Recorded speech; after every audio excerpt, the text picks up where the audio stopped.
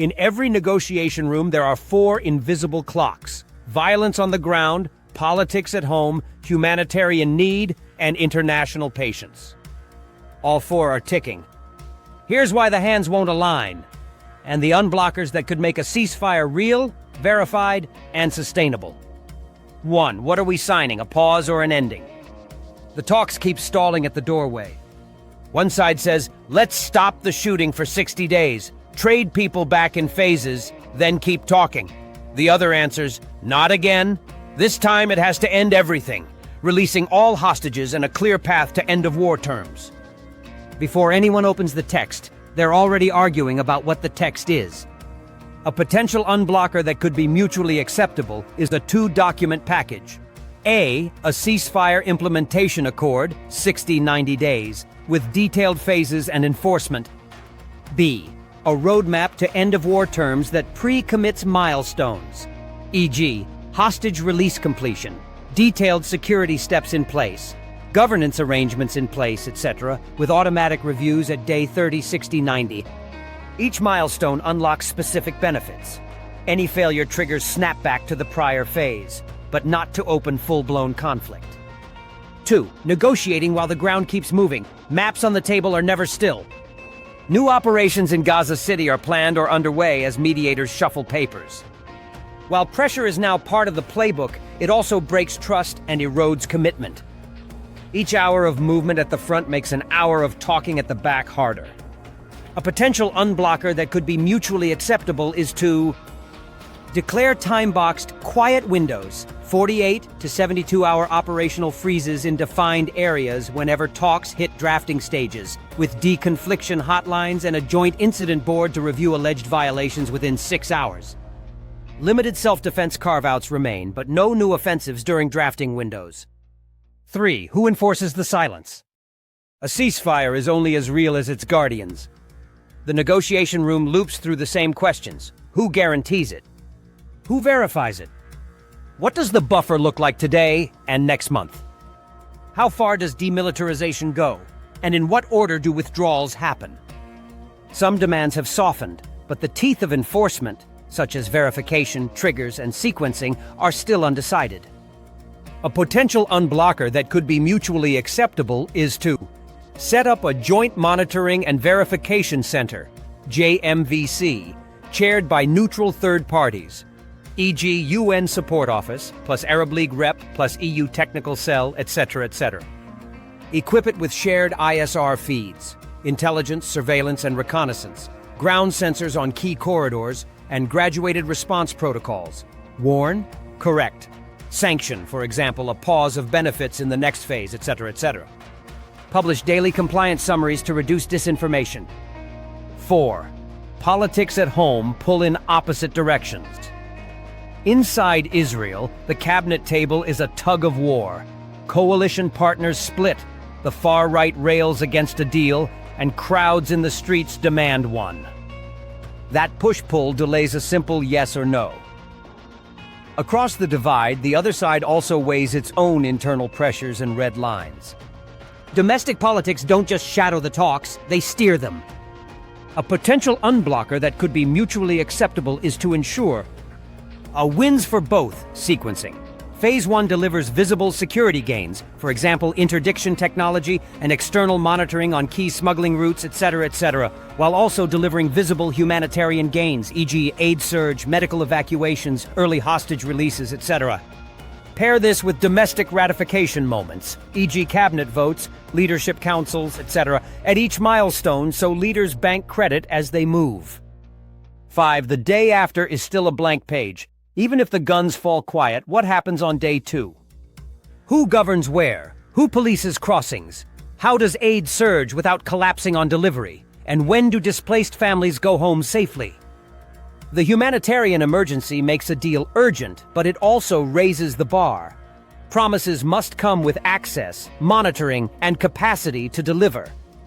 A potential unblocker that could be mutually acceptable is to create a time-limited interim administration mechanism, a technocratic service authority for utilities, hospitals, and payroll, overseen by a contact group, e.g., made up of neighboring states, plus UN agencies, plus EU, to build and maintain trust and confidence, etc., etc. And finance it via a ring-fenced trust with audited disbursement and a civilian protection charter, e.g. for schools, clinics, shelters, as no-strike monitored sites, etc., etc. Launch a phased return plan with named safe corridors and community liaisons. 6. Human lives, counted in lists. The most painful spreadsheet in diplomacy is the hostage prisoner ledger. Who goes first? Women, minors, the long-sentenced? How many per phase? What about those confirmed deceased? Every cell in that sheet is a political fuse. Switch one number and you change the fate of the entire agreement. A potential unblocker that could be mutually acceptable is to adopt a transparent exchange matrix. Start with women, minors, medical cases, then expand by agreed categories. Fix weekly quotas and a forensic identification track for deceased managed by the ICRC, International Committee of the Red Cross. Any missed weekly targets auto-trigger a technical huddle within 24 hours, not a political collapse. 7. Where soldiers stop matters as much as that they stop. Withdrawal sounds simple until the map appears. How deep? How fast?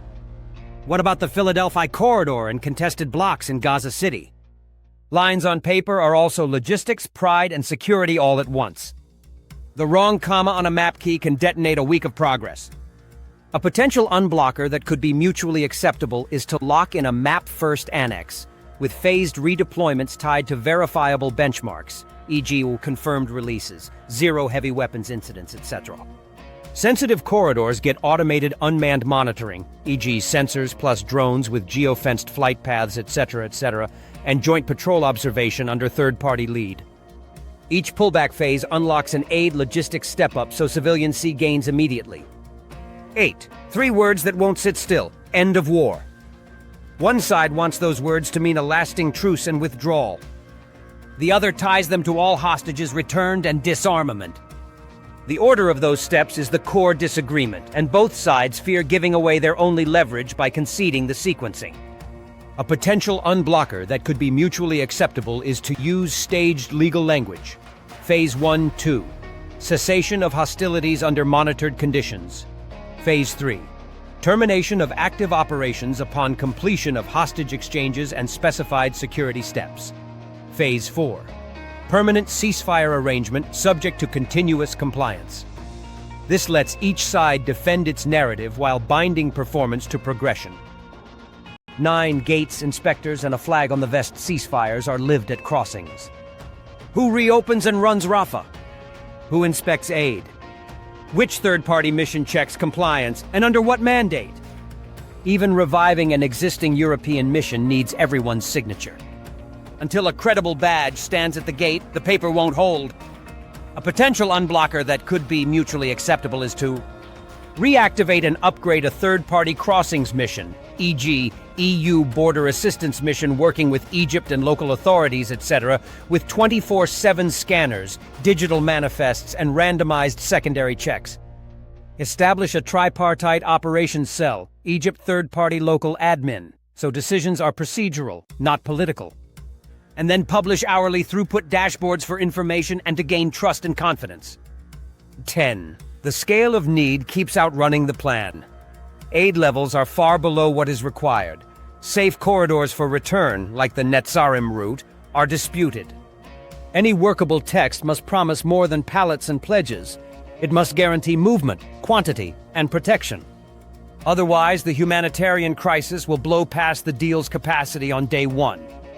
A potential unblocker that could be mutually acceptable is to set hard daily targets, e.g. trucks, fuel, evacuation slots, etc., guaranteed by donors and neighbors, with a contingency surge clause if disease or displacement spikes.